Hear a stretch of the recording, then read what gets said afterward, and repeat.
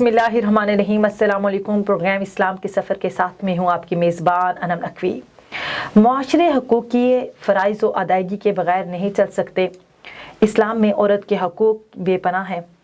माँ के रूप में हो, चाहे वो बहन के रूप में हो, चाहे वो बेटी के रूप में हो, बहुत ज़्यादा हकूक़ दिए हैं इस्लाम ने औरत को। इस पर बात करने के लिए और जो है शोहर के भी बहुत ज़्यादा फ़राइज़ हैं औरत के हकूक़ के हवाले से, इसी पर बात करने के लिए हमारे साथ मौजूद हैं अल्लामा हैदर अलवी साहब। अस्सलाम वालेकुम अल्लामा साहब, कैसे हैं? वालेकुम सलाम, बेहद शुक्रिया। अल्लामा साहब बहुत शुक्रिया सबसे पहले मैं अदा करना चाहूँगी आपका कि आपने अपना कीमती वक्त दिया मुझे। इसके साथ ही हम अपने टॉपिक की तरफ बढ़ते हैं। शोहर का औरत के साथ कैसा बर्ताव होना चाहिए, उसे क्या करना चाहिए, ये अल्लामा साहब बताइएगा ज़रा इस हवाले से। बिस्मिल्लाहिर्रहमानिर्रहीम। वाशिरूहुन्ना बिलमारूफ़ औ क़ाल अल्लाहु तबारक व तआला। यकीनन परवरदिगार अर्ज़ व समा ने कुरान हकीम फ़ुरक़ान मजीद में हुक्म दिया है कि तुम्हें अपनी बीवियों के साथ हुस्न सलूक करो। बेशक हदीस तैयबा में जहाँ एक तरफ हमें ये मिलता है कि अगर अल्लाह पाक के सिवा किसी को हुक्म दिया जाता कि वो किसी और को सजदा कर ले, सही, अगर इसकी इजाज़त होती तो मैं बीवियों को हुक्म देता कि वो अपने शोहरों को सजदा करें। सही, मतलब इतना बड़ा शोहर को मकाम अल्लाह ताला ने और अल्लाह के नबी ने अता फरमाया। उसकी भी तो कोई वजह होनी चाहिए। उसकी बड़ी वजह ये है कि मर्द के ऊपर बड़ी ज़िम्मेदारी अल्लाह पाक ने रखी है। एक घर के अंदर बतौर सरबरा मर्द को ये इख्तियारात दिए गए हैं कि वो घर के तमाम अफराद के साथ यकसां सलूक करे। और फिर जब घर के अंदर शादी की सूरत में एक शरीक हयात उसके पास आए तो फिर कैसे ज़िंदा रहना है। फरमाया वाशिरूहुन्ना बिलमारूफ़, उनके साथ आपने हुस्न सलूक से ज़िंदगी बसर करनी है। और नबी करीम साहिब लौलाक सल्लल्लाहु अलैहि वालैहि वसल्लम ने इरशाद फरमाया कि खैरुकुम लिअहलिही, तुम में से सबसे बेहतर वो है जो अपने अहले खाना के लिए सबसे बेहतर है, अपनी बीवी और बच्चों के लिए सबसे बेहतर है। और आका फरमाते हैं मैं तुम में सबसे ज़्यादा अपने अहले खाना के लिए बेहतर हूँ। गोया मैंने हमेशा अपने अहले खाना से हुस्न सलूक किया है। नबी करीम साहिब लौलाक सल्लल्लाहु अलैहि वसल्लम की हयात तय्यबा में सैयदा खदीजतुल कुबरा सलामुल्लाह अलैहा, ये वो नाम है कि जो हुज़ूर की शरीका हयात हैं, ख़ातून अव्वल हैं। और इस्लाम पर सबसे ज़्यादा आपने अपने मालो असबाब को ख़र्च किया। नबी करीम साहिब लौलाक हमेशा फरमाया करते थे कि मैं अपनी ज़ौजा सैयदा खदीजतुल कुबरा के एहसानात का हक़ अदा नहीं कर सकता। और इनके एहसानात का बदला क़यामत के दिन अल्लाह ताला ख़ुद अता फ़रमाएगा। और रसूल खुदा सल्लल्लाहु अलैहि वसल्लम की शरीका हयात सैयदा खदीजतुल कुबरा सलामुल्लाह अलैहा आपके आला इखलाक व किरदार और आपके तिजारती असूलों को देखकर आपको उन्होंने इंतखाब किया था। और ये भी देखिए कि यहाँ सैयदा खदीजा ख़ुद रसूलुल्लाह का इंतखाब कर रही हैं, लेकिन हमारे माशरे के अंदर औरतें घरों में बैठी रहती हैं और सिर्फ इस ख्वाहिश में कि कोई आएगा इंतखाब करने, जबकि इस्लाम कहता है नहीं, औरतों को, अपनी बेटियों को, बहनों को इतना इम्पावर करो, उनको इतनी आप इल्म से नवाजें, इतने वसाइल हो उनके पास कि लोग उनका इंतखाब करना अपने लिए फ़ख्र का बायस बना समझें। तो सबसे पहले तो ये कि औरत के साथ हुस्न सलूक करना है, ना उसको गाली देनी है, ना उसके मुंह पे थप्पड़ मारना है, ना उसको बुरा भला कहना है, ना उसके रिश्तेदारों को बुरा भला कहना है। हमारे माशरे में ये भी होता है कि भाई मैं अपने रिश्तेदारों की तो बड़ी इज्जत जो है ना, वो चाहता हूँ कि मेरी माँ का भी एहतराम मेरी बीवी करे, मेरे बाप का भी करे, मेरे भाइयों बहनों का भी करे, हत्ता कि दीगर जो मेरे ख़ानदान के रिश्तेदार हैं उनका भी करे। लेकिन जब औरत के ख़ानदान की बारी आए तो मैं ना उनकी माँ का एहतराम करूँ, ना बाप का एहसास करूँ, ना उसके रिश्तेदारों का एहसास करूँ। जिस तरह मेरे رشتہ داروں کے آنے پر میری وائف ان کے لیے کھانا بنائے، ان کی عزت دے، ان کو پانی پیش کرے، سب کچھ ہو، اسی طرح جب میری بیوی کے رشتہ دار آئیں تب مجھے بھی چاہیے کہ میں بھی ان کے سامنے وہی احترام والا سلوک کروں، تاکہ میاں بیوی کے دل میں باہم احترام اور محبت کا جذبہ پیدا ہو۔ وہ جو عاشروہن سے مراد ہے کہ معاشرے کے اندر رہتے ہوئے آپ نے جو رویہ اختیار کرنا ہے اس کے اندر باہمی حسن سلوک پایا جائے، یک طرفہ نہیں ہو کہ صرف اور مرد کہے کہ مجھے عزت چاہیے، نہیں، محبت کا اور رشتوں کی جو بنیاد ہوتی ہے وہ باہمی عزت ہوتی ہے، یک طرفہ عزت نہیں ہو سکتی ہے۔ اگر آپ اپنی بیوی کی عزت نہیں کرتے ہیں تو نہ آپ قرآن پہ عمل کرتے ہیں اور نہ ہی آپ رسول اللہ کے فرمان پہ عمل کرتے ہیں۔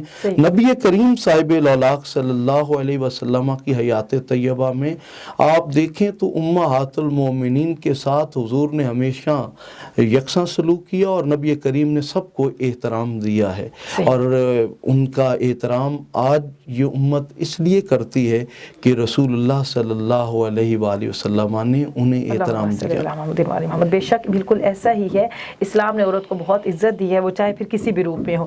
علامہ صاحب بتائیے گا کہ حق مہر کی ادائیگی اسلام کی نظر میں اس حوالے سے ذرا بتائیے گا۔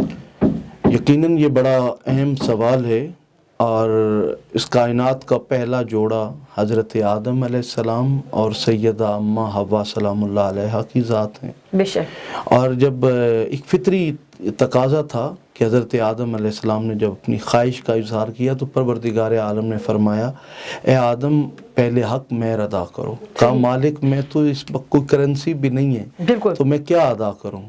حضور کے چچا حضرت عباس رضی اللہ عنہ روایت کرتے ہیں کہ اس وقت حکم الہی آیا، ایک روایت میں ہے کہ 11 بار اور ایک میں آتا ہے 5 بار نبی اور آل نبی پر درود بھیجیے، یہی حق مہر ہوگا۔ سبحان اللہ۔ گویا پہلا جوڑا اور پہلا نکاح اس کائنات کے اندر جو ہوا، ان کا حق مہر، ان کے لیے جو حضرت آدم کے لیے سیدہ حوا حلال ہوئی ہیں تو اس کا سبب نبی اور آل نبی پہ درود تھا۔ مطلب نبی اور آل نبی کی اہمیت کو بھی اجاگر کیا گیا کہ آپ ان پر درود بھیجیں تو آپ کا حق مہر جو ہے ادا ہو جائے گا، تو اس کی ادائیگی اسلام کی نظر میں بہت ضروری ہے۔ علامہ صاحب آج کے تناظر میں ذرا بتائیے گا۔ اسلام نے تو بڑا حکم دیا کہ وآتوا النساء صدقاتہن، کہ جو عورتیں ہیں تم ان کے صدقات مطلب ان کے مہر خوشی سے ادا کرو۔ صحیح۔ نحلتن کے لفظ استعمال ہوئے، نحلتن خوشی کے ساتھ ان کو ادا کرو۔ صحیح۔ مرد کے اوپر لازم ہے کہ جب وہ نکاح ہو رہا ہو تو حق مہر وہاں پر لکھا جائے اور ادا کر دیا جائے۔ صحیح۔ اگر معجل نہیں ہے، غیر معجل ہے، تو پھر بھی دیکھ لیا جائے، جب بھی توفیق ہو تو آپ کے اوپر لازم ہے کہ آپ وہ حق مہر ادا کریں۔ یہ بھی ایک شرعی نقطہ ضرور ہے کہ اگر عورت چاہے تو معاف کر سکتی ہے، لیکن آپ معاف کرنے کا انتظار نہیں کریں۔ جب اللہ پاک نے آپ کو وسائل دیے ہیں تو اس رشتے کے حلال ہونے میں ایک حق مہر کی ادائیگی بھی ضروری ہے، اور یہ ایک گفٹ ہے۔ دیکھیے نا، آپ دوسری دنیا کے اندر جو ہمارے ہاں مذاہب ہیں ان کے ہاں یہ ہے کہ جی بیوی کو گفٹ دینا ہے، دے نہ دے لازم نہیں ہے۔ اسلام نے لازم کیا ہے کہ آپ نے اس رشتے کا آغاز حق مہر کی صورت میں ایک تحفے کے ساتھ کرنا ہے، اور اس تحفے کو خوشی خوشی ادا بھی کرنا ہے۔ یہ عورت کا بنیادی حق ہے۔ علامہ صاحب بتائیے گا کہ نان و نفقہ شوہر کے ذمہ ہی کیوں ہے؟ یقیناً نان و نفقہ کی جب بات آتی ہے تو یہ عربی ٹرم ہے، اور لوگ سمجھتے ہیں کہ پتہ نہیں یہ کون سی ایسی بلا ہے۔ اس سے مراد یہ ہے کہ شوہر کا اپنی بیوی کو گھر، خوراک اور لباس مہیا کرنا یہ اس کے اوپر لازم ہے۔ اور اس کی وجہ بھی یہ ہے کہ مرد کو الرجال قوامون علی النساء کہا گیا ہے کہ مردوں کو عورتوں کے اوپر کا نگہبان بنایا گیا ہے، اور پھر اللہ تعالیٰ نے مردوں کو جو فضیلت دی ہے اس فضیلت کی بنیاد پر لازم ہے کہ وہ عورت چادر اور چار دیواری کے اندر تمام ضرورتوں کے ساتھ زندگی گزارے۔ یعنی دیکھیے کہ مرد اگر چاہتا ہے کہ اچھا لباس پہنے تو عورت بھی حکم ہے کہ آپ عورت بیوی اپنے شوہر کے لیے بنے سنورے، بالکل ایسے ہی اس کا فرض ہے اس کے اوپر، یہ لازم قرار دیا گیا ہے۔ وہی عورت اگر زیب و زینت کے ساتھ باہر نکلے اور غیر محرم کے سامنے جائے تو کا حرام ہے، اور وہی عورت اگر گھر کے اندر ہے اور نہیں سجتی سنورتی تو یقیناً اس کو کہا گیا کہ یہ عمل اس کا ناپسندیدہ ہے اللہ پاک کی نظر میں۔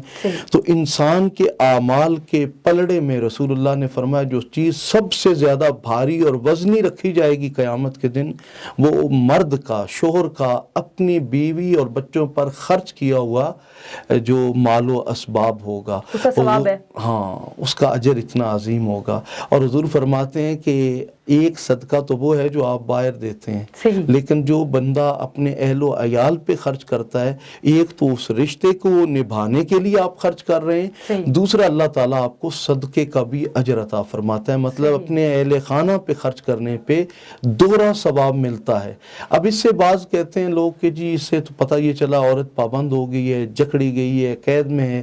نہیں، جن عورتوں کو معاشرے کے اندر ہم نے باہر سڑکوں پہ گاڑیوں میں جو ہے وہ ٹیکسیاں چلاتے اور پھر شاپس کے اندر بزنس، اسلام نے اسے منع نہیں کیا، لیکن جب یہ عمل وہ کر رہے ہوتے ہیں تو نتیجتاً وہ عورتیں غیر محفوظ ہوتی ہیں۔ لیکن وہ عورتیں جو سیدہ زینب کبریٰ، سیدہ خاتون جنت، سیدہ خدیجۃ الکبریٰ امہات المومنین کی طرح چادر اور چار دیواری میں اپنے شوہروں کی عزت و ناموس کی حفاظت پہ مامور اور تمام وسائل کے ساتھ زندگی گزارتی ہیں، یقیناً ان کی زندگی بہت خوشحال ہوتی ہے۔ صحیح، یہاں پہ وقت ہوا ہے ایک بریک کا۔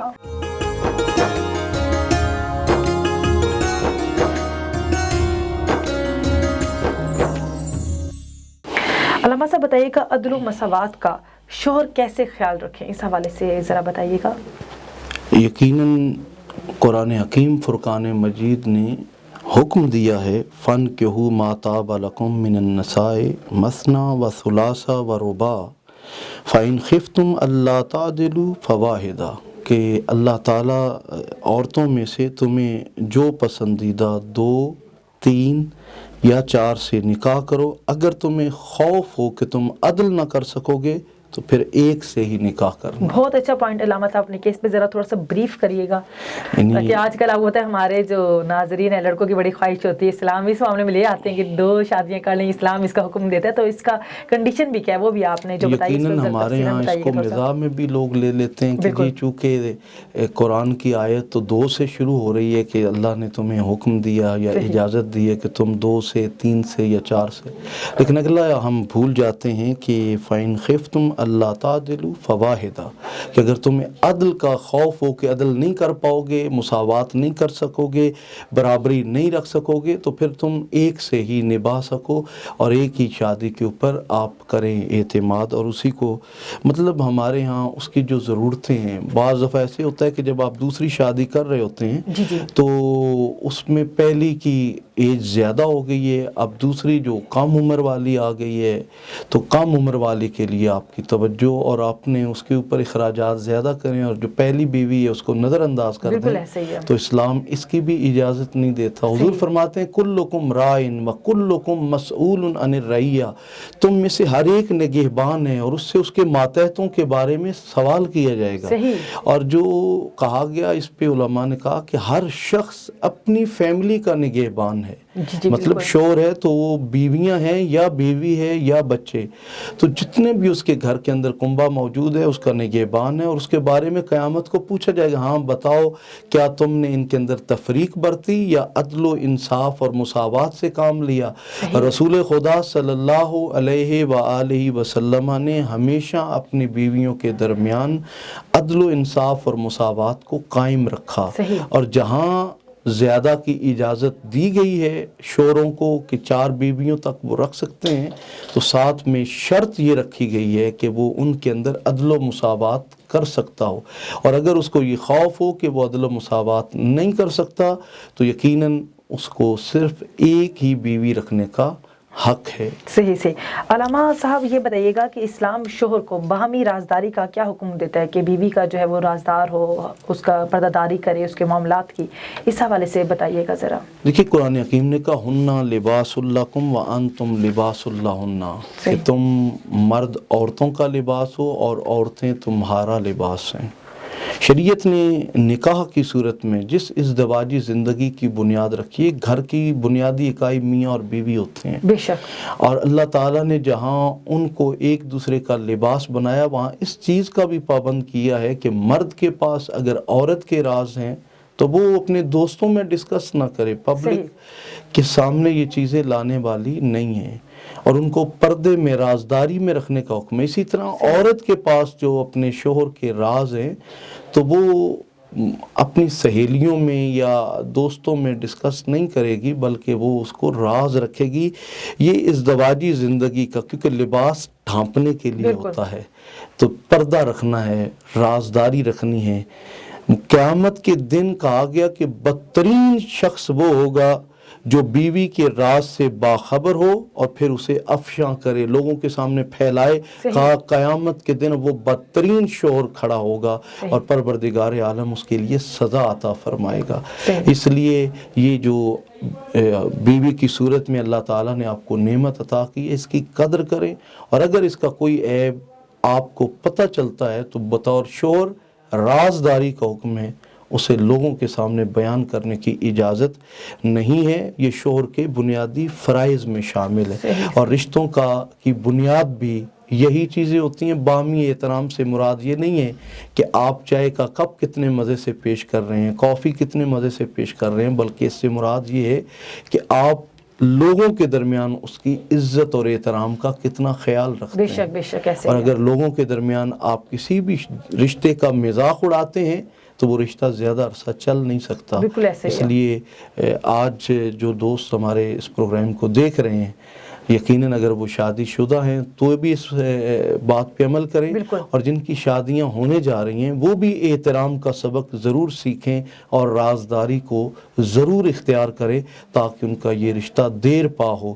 دین اسلام نے ہمیں جو بھی حقوق و فرائض دیے ہیں اور پابند کیا ہے وہ یقیناً ایک انسانی معاشرے کے لیے بڑے اہم ہیں۔ بالکل علامہ صاحب، یہ پروگرام بھی بہت سے لوگوں کی ریکویسٹ تھی جس پر جو ہے یہ میں نے پروگرام کیا ہے، ان کی درخواست تھی کہ آپ کو بلایا جائے اور پھر آپ سے پوچھا جائے کہ شوہر کے کیا حقوق ہیں اور فرض کیا ہیں کہ اپنی بیوی کے حق میں وہ کیسا ہو، اس کی عزت کرے، کیونکہ آپ کو پتہ ہے آج کل ہمارا معاشرہ، کچھ لوگ ہیں اسلام میں ویسے اس کی اجازت بھی نہیں ہے اور زیادہ لوگ ایسے نہیں ہیں، آج کل اسلام میں بہت لوگوں کو شعور آ گیا ہے، عزت کرتے ہیں، لیکن کچھ لوگ ایسے ہیں جو اپنی بیویوں کو جو ہے پاؤں کی جوتی سمجھتے ہیں، ان کی عزت نہیں کرتے، تکریم نہیں کرتے، جیسا کہ آپ نے بولا ہے کہ وہ محفل میں یا کسی کے سامنے بھی ان کو ذلیل کر دیتے ہیں کوئی بات ہو۔ تو اس حوالے سے بہت ریکویسٹ کی گئی تھی کہ اس کو پروگرام کو کیا جائے، تو آپ کو بلایا جائے اور اس حوالے سے تفصیلات بتائی جائیں شوہروں کو۔ تو علامہ صاحب بتائیے گا کہ جب شوہر کی وفات ہو جاتی ہے تو اس کے بعد حق وراثت کا کیا سلسلہ ہے عورت کے لیے؟ یقیناً اسلامی شریعت میں شوہر کی وفات کے بعد جو وہ ترکہ چھوڑ کر جاتا ہے، اگر اولاد ہو تو بیوی کا 8واں حصہ ہے، صحیح، اور اگر اولاد نہ ہو تو بیوی کا 4تھا حصہ ہے۔ صحیح۔ دیگر مذاہب کے اندر عورت کے لیے وراثت میں حقوق نہیں ہے، صحیح صحیح، لیکن دین اسلام نے عورت کو وراثت میں حقدار قرار دیا ہے۔ بے شک، اسی لیے اسلام نے کہا ہے کہ جو عورت کے وسائل ہیں وہ خود زکوٰۃ دے، جو مرد کے وسائل ہیں، جو اس کے پاس ملکیت ہے وہ اس کی زکوٰۃ دے۔ اور بھی یہ بھی یاد رکھیے گا کہ عورت کو تجارت کا پورا حق دیا گیا، صحیح، بلکہ اسلام کی جو خاتون اول سیدہ خدیجہ الکبریٰ سلام اللہ علیہا ہیں، وہ مکے کی سب سے بڑی تاجرہ اور سب سے بڑی طاہرہ پاک باز خاتون، بے شک بے شک، کہ جن کے کردار پہ کوئی انگلی نہیں اٹھا سکتا تھا۔ بے شک، آپ کی اور بھی بہنیں تھیں، لیکن آپ نے اپنے باپ کی طرف سے بطور بیٹی ملنے والی وراثت کو مزید آگے بڑھایا، اور آگے چل کر وہی وراثت جو آپ کو اپنے باپ سے ملی اور آپ نے تجارت کے ذریعے اسے کئی گنا آگے بڑھا دیا تھا، وہ اسلام کی بقا اور اسلام کے فروغ کے لیے کام آئی۔ تو یقیناً عورتوں کو حکم دیا گیا کہ وہ اپنے مال میں سے زکوٰۃ دیں، اور مرد کو حکم دیا کہ وہ اپنے مال میں سے زکوٰۃ دیں۔ تو بیوی بننے کے بعد بعض دفعہ ہمارے جو شوہر ہیں مشرقی مزاج کے، وہ اس قدر پابند کرنے کی کوشش کرتے ہیں کہ جس سے یہ لگتا ہے کہ جیسے کہ یہ عورت واقعی اس کے پاؤں کی جوتی ہے، یا اپنے حق سے اس کو محروم کرنا چاہتے ہیں۔ لیکن جہاں پر انہوں نے اپنے باپ کو اپنی ماں کی یعنی بیوی کی عزت کرتے دیکھا ہے، تو وہ اولادیں یقیناً آگے چل کر اپنی بیویوں کے ساتھ برا سلوک نہیں کرتے ہیں۔ اور جو ہمارا دین ہے، اس دین نے تو دل آزاری جانوروں کی کرنے سے منع کیا ہے۔ تو جب آپ بیوی کی صورت میں جس سے آپ اپنی خاندان کی بنیاد رکھنے جا رہے ہیں، اگر آپ اسے عزت نہیں دیں گے، اسے وقار نہیں دیں گے، تو یقین مانیے معاشرہ آگے نہیں بڑھ سکتا۔ یہ یورپ تھا کہ جس کے اندر کہا جاتا ہے ایک لمبا پیریڈ گزرا اس کا، 20ویں صدی تک وہ یہ فیصلہ نہیں کر پا رہے تھے کہ عورت کو کیا مقام دیا جائے۔ تو وہاں کے اسکالرز نے یہ فیصلہ کیا کہ عورت کو ایک جوتی کے برابر عزت دی جائے۔ یہ مسلمانوں کے ہاں کبھی ڈسکس نہیں ہوا۔ دین اسلام نے رسول خدا صلی اللہ علیہ وآلہ وسلم جب مرض الموت تھا تب بھی جو فرما رہے تھے، عورتیں بڑی کمزور ہیں، ان کے حقوق کا خیال رکھنا، اپنی ماں کے حقوق کا خیال رکھنا، بیوی کے حقوق کا خیال رکھنا، بیٹیوں کے حقوق کا خیال رکھنا۔ خطبہ حجۃ الوداع میں رسول اللہ اپنی اونٹنی پہ سوار خطبہ دے رہے ہیں، اور اس میں کیا فرما رہے ہیں کہ اپنی بیویوں کے حقوق کا خیال رکھنا۔ دین اسلام تو اتنی بڑی اعلیٰ عبادت ہے حج بیت اللہ، اور اس میں جو نبی کریم خطبہ حجۃ الوداع عطا فرما رہے ہیں، اور غدیر کے مقام پر جو آقا نے اعلان ولایت مولا علی کے وقت اعلان فرمایا، اس کے اندر بھی جو حقوق اور فرائض بیان کیے، ان میں بھی کریم آقا نے عورتوں کے حقوق بیان کیے، جس میں ماں کے بھی ہیں، بیوی کے بھی ہیں، بیٹیوں کے بھی ہیں، بہنوں کے بھی ہیں۔ تو اسلامی معاشرے کی بنیاد ہی جو ہے وہ معاشرے کے اندر جو ماں، بہن، بیٹی کی صورت میں، بیوی کی صورت میں جو آپ کو مقدس رشتے میسر آئے ہیں، ان کے جو حقوق ہیں ان کو ادا کیے بغیر آپ خدا کو راضی نہیں کر سکتے ہیں۔ ان کو شخص یہ کہے کہ میں اپنی بیوی کو ناراض کر کے اپنے آفس میں اچھی جاب کر لوں گا، وہ دن اس کا اتنا بدترین گزرے گا کہ وہ منہ لٹکائے ہوئے شام کو بھی گھر آئے گا، کہے گا نہیں آج سارا دن بڑا ہی برا گزرا ہے۔ قرآن اور حدیث انسانی فطرت کو جانتے ہیں کہ رشتوں کو نبھائے بغیر، ایک دوسرے کے ساتھ اس نے سلوک کیے بغیر، ایک دوسرے کا احساس کیے بغیر آپ معاشرے میں آگے بڑھ ہی نہیں سکتے ہیں۔ سب سے قریبی رشتہ جس کو قرآن نے لباس اللہ ہنہ کہہ کر یہ کہا کہ وہ تمہارا لباس ہیں، تمہارا پردہ ہیں، وہ تمہارا احترام ہے، اگر یہ نہیں کرو گے تو تم آگے نہیں بڑھ سکتے۔ تو پروردگار عالم ایک اسلامی معاشرے کی جو بنیاد ہے، جس طرح رسول اللہ نے، جس طرح مولا کائنات نے اپنی ازواج کے ساتھ حسن سلوک کیا، مالک ہمارے معاشرے کو اسی ڈگر پر چلتے رہنے کی توفیق دے۔ الہی آمین۔ جیسے کہ آپ نے ذکر بھی کیا ہے مولا علی کا، بی بی فاطمہ الزہرا کا اور غدیر کے موقع کا، تو غدیر میں نبی پاک نے اپنی بیٹی کو لے کے جا کے، غدیر میں نہیں، عید مباہلہ جو ہے اس میں لے کے جا کے یہ بتایا کہ بیٹی کی کیا شان ہے، اور مولا علی جو ہے وہ بھی اپنی بی بی فاطمہ الزہرا سلام اللہ علیہا کے گھریلو کاموں میں مدد کرتے تھے اور اس کو ثواب قرار دیا انہوں نے۔ تو ہمارے معاشرے کو چاہیے کہ ہم نبی پاک اور جو ہے ان کے اطہار سے سیکھیں، عمل کریں اس پر۔ علامہ صاحب بتائیے گا کہ عورت کو خلا کا حق کیوں دیا گیا ہے اسلام نے؟ یقیناً اسلام سے قبل ایک عورت کو 1000 طلاقیں صبح دے دی جاتی ہیں اور 1000 طلاقیں رات میں دی جاتی ہیں۔ صحیح۔ عورت کو ذہنی اذیت دی جاتی، لیکن اس سلسلے کو پھر بھی آگے جاری رکھا جاتا تھا۔ صحیح۔ اور عورت بیچاری پابند تھی، لیکن دین اسلام نے کہا نہیں، 3 لفظ زبان سے بولنے کے ساتھ تمہارے لیے وہ حلال ہے، اور 3 ہی لفظ بولنے کے ساتھ وہ تمہارے لیے حرام ہے۔ کہا کہ اللہ تعالیٰ کے حلال کردہ کاموں میں سب سے ناپسندیدہ ترین کام طلاق ہے۔ اسلام اسے سخت ناپسند کرتا ہے، اور بدقسمتی سے اس وقت ہمارا جو مین سٹریم میڈیا ہے اس نے اس قدر ہمارے معاشرے کو گدلا کے رکھ دیا ہے اپنے ڈراموں کے ذریعے کہ میں نے 2 معصوم بچوں کو جو بہن بھائی کا رشتہ لیے ہوئے ہیں ان کو لڑتے دیکھا، تو ایک بچی اپنے بھائی کو کہہ رہی ہے بہن چھوٹی سی معصوم سی، میری یہ بات مانو ورنہ میں تمہیں طلاق دے دوں گی، طلاق طلاق طلاق.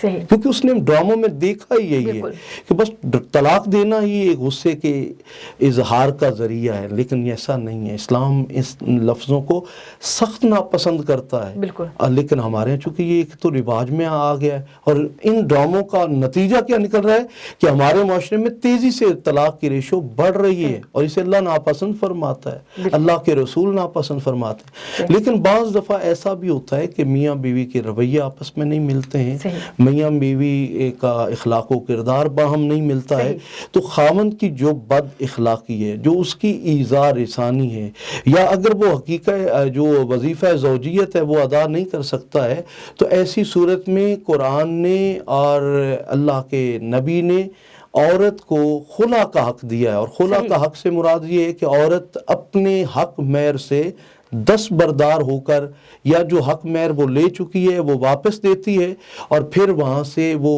خود اپنے نفس کو طلاق دے لیتی ہے اور اس سے جدا ہو جاتی ہے. یہ عورت کسی طرح بھی مرد کی رکھیل نہیں ہے، وہ مرد کی پابند اس طرح نہیں ہے. یہ باہمی اعتماد اور احترام کا رشتہ ہے. جب اعتماد اور احترام نہ ہو اور تکلیف دی جاتی ہو، تو ایسی عورت کے لیے جائز ہے کہ وہ ایسے مرد سے کہ جس کا اخلاق کردار کسی صورت میں بھی انسانی نہیں لگتا، تو بجائے اس کے کہ وہاں رہ کر اپنی زندگی کو جہنم بنائے، اسلام کہتا ہے کہ نہیں، عورت خلا لے، اس سے آزادی لے.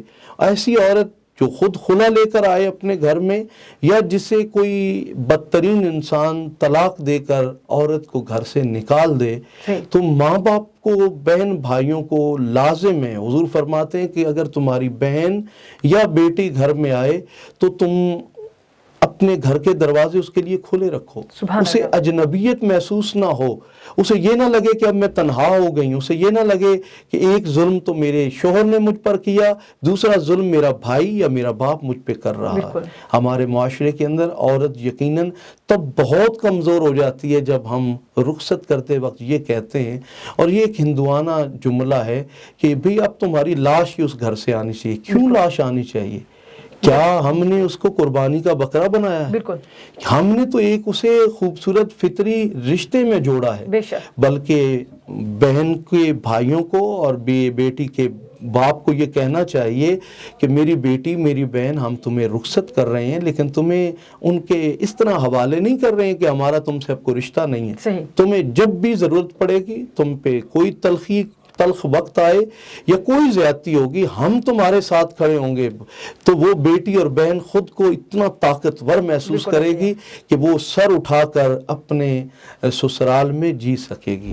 یقیناً یہ بیٹیاں، یہ بہنیں اللہ تعالیٰ کی رحمت اور نعمت ہیں، اس لیے ان کی ہمیں قدر کرنی چاہیے، اور ان کو بالکل بھی تنہا نہیں چھوڑنا چاہیے، بلکہ شاید جو ہے نکاح کے بعد بھی ماں باپ کا، بہن بھائیوں کا رشتہ کبھی بھی کمزور نہیں ہو سکتا. بالکل ایسے ہی علامہ صاحب. لیکن ہمارے معاشرے کا المیہ ہے کہ اگر کوئی لڑکی خلا لیتی ہے یا طلاق ہو جاتی ہے تو اس کے ساتھ ہمارے رویے جو ہیں ویسے نہیں رہتے، مثبت نہیں رہتے، اور ہم اس کا ذمہ دار جو ہے عورت کو ہی ٹھہراتے ہیں. اور اس کے لیے اگر وہ ینگ ایج میں بہت، ویسے تو اسلام میں ایج کی یا عمر کی کوئی قید نہیں ہے، لیکن پھر اس کے لیے دوبارہ شادی کرنا بہت بڑا مسئلہ بن جاتا ہے.